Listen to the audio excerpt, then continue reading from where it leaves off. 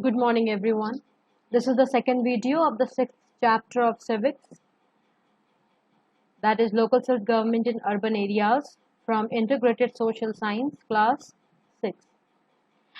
In the very previous module, we studied what are local self-governments, what is an urban area, and we also learned about the composition of the three urban local bodies which exist because of the population of a particular region, or because of the nature, and because of the demands of the civic amenities or civic functions in that particular region.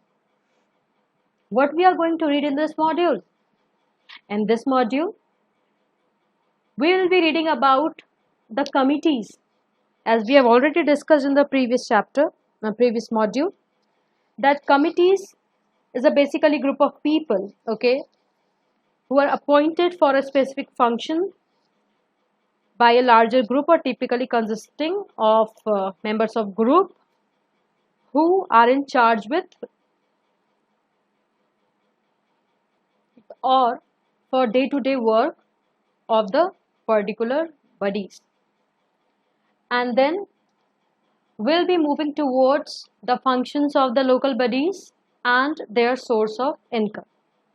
As you can see here, these are the contents which we are going to discuss: the committee, functions of municipal corporations and municipalities, as well as the source of income. Okay, here is the very first topic: committees. What are committees? Committees are basically group of people, okay, who meet to make decisions or plans for a larger group.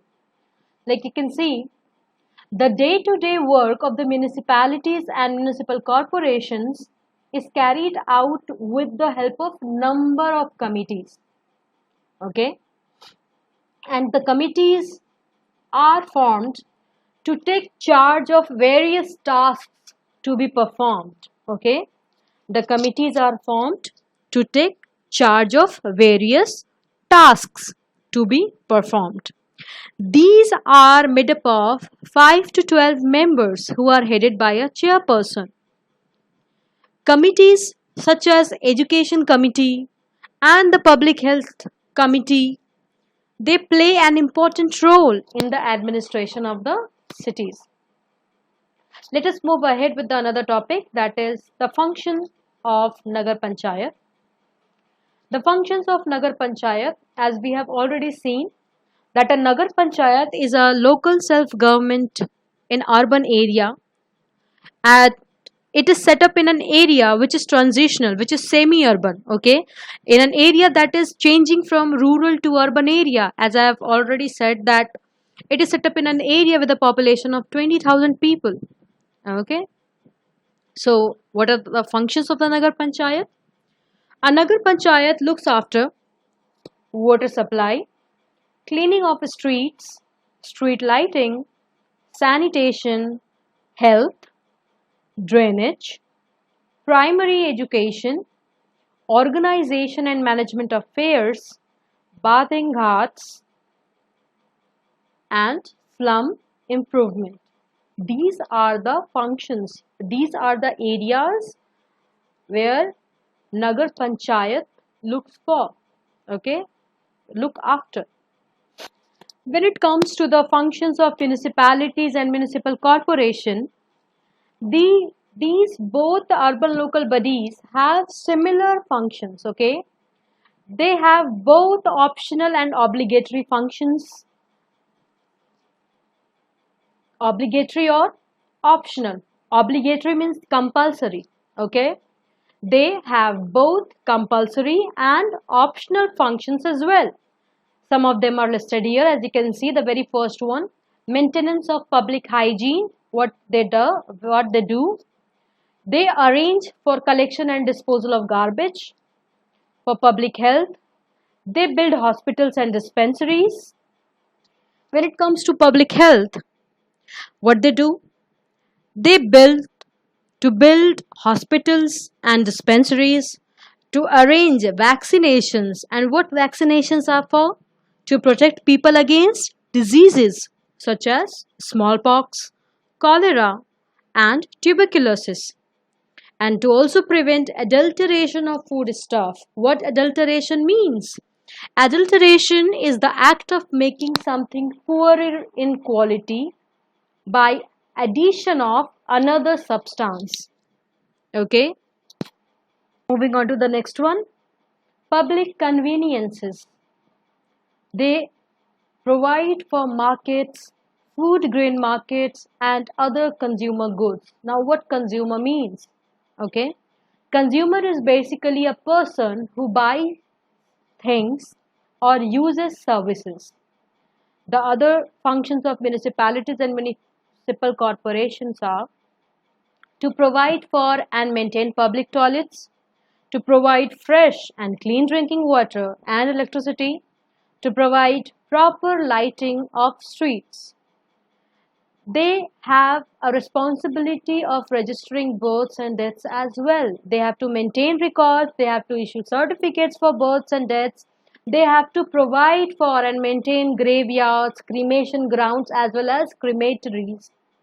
When it comes to education, it is their responsibility to build and maintain schools, public libraries, museums, and zoos.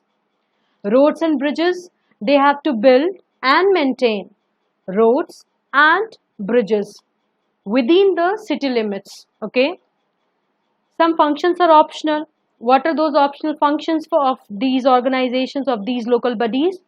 The optional functions are for providing and maintaining fire engines, parks and toilets. All of these are optional functions of municipal bodies.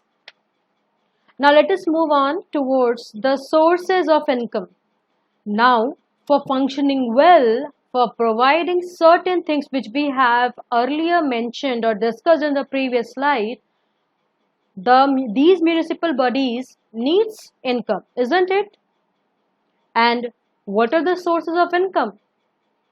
The first source of income is octroi or terminal tax. What is octroi or what is terminal tax? Tax which is imposed on goods coming into the city. That is octroi tax. Property tax, tax imposed on houses and land, is a property tax. Tax imposed on business and occupations. Water tax on the amount of water used. Vehicle tax on motorized vehicles. Whenever we go to buy a vehicle, what happens? We have to pay certain taxes as well. Okay, road tax and this. Okay. Moving on to toll tax, you have already seen that there is a highway, okay, and to run your vehicle on that particular highway, you pay toll tax, and that toll tax is basically used for maintenance of those bridges, those roads, okay. The rent collected from buildings owned by the urban local bodies. Fees for issuing birth and death certificates. If they issue birth and death certificates, they collect fees for issuing those birth certificates and death certificates. As well as they also get annual grants from the state government. Okay, if they have to do something, what they can do, they can also borrow funds for specific purposes if the state government approves them. Okay, now there is one thing which we'll be discussing now is about the finance commission. Okay, why is there a finance commission in each of the state? What is the purpose of these finance commissions? A state finance commission is appointed every 5 years, and by whom? By the governor of the respective state. Okay, suppose if a state finance commission is to be set up in Jharkhand, who has the right or who has that power to appoint that state finance commission? It is the governor. Okay, and what this state finance commission does, it reviews the financial position of the urban local bodies, about the nagar panchayat, the municipalities, the municipal corporations. It is the duty of a state finance commission to check the financial position of urban local bodies. And there is one more duty, it gives suggestions to the state government about the measures, about the steps needed to strengthen the financial position of the local self-government. What it does, it also gives suggestions to the state government how to strengthen the financial position of the local self-government.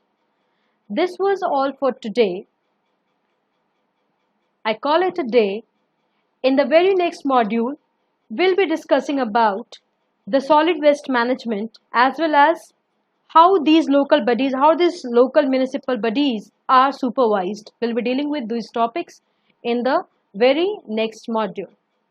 Do see the video, and after watching the video, do read the topics as well.